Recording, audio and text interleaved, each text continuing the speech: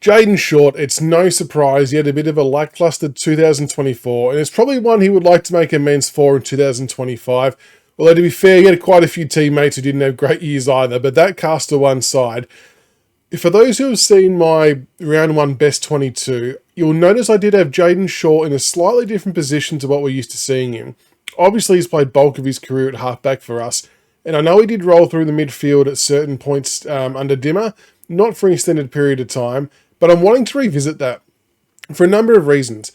Number one, I think that he needs to just rejuvenate himself a little bit, freshen up, get a new set of challenges, and just to start enjoying his football again, because something was kind of missing for him in 24.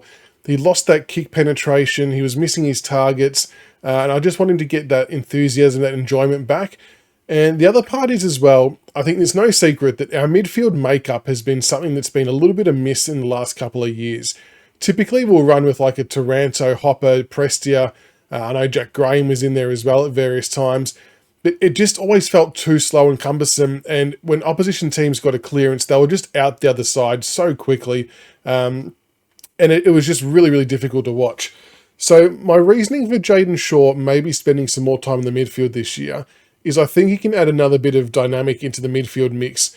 He's going to have a bit more of a defensive mindset than some of the other midfielders. Granted, it's maybe not the highest thing on his priority list, defensive pressure, but having played as a defender, he knows what he's at least doing in that department. He's got a bit of speed. Most importantly, though, I really do think that in 2025, we can actually utilise his booming kick in the front half of the ground a lot more than what we have been.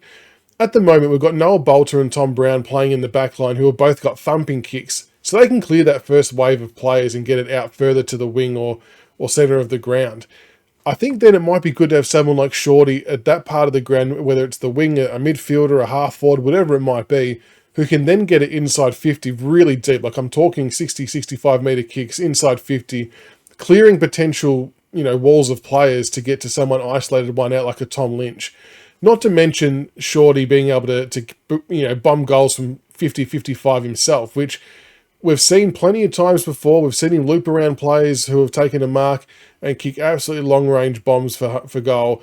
And I want to see more of that. And that's the Jayden Short I want to see in 2025. I think it would add a whole new element to his game, a whole new element to our side. I just think it could be a good little role change for him. Let me know what you think in the comments below. Maybe I'm being too fanciful in my hopes and dreams for Short to play in the front half of the ground more. I just think if we're utilising players' weapons to the best of their ability, that putting him in the guts or on the wing or half forward and letting him kick inside 50 or a goal could be a handy thing to have. Given that we were struggling to kick goals last year, this could be another avenue, and I wouldn't mind Uze exploring this one. Let us know what you think, and hopefully we see the best of Jayden Short return in 2025.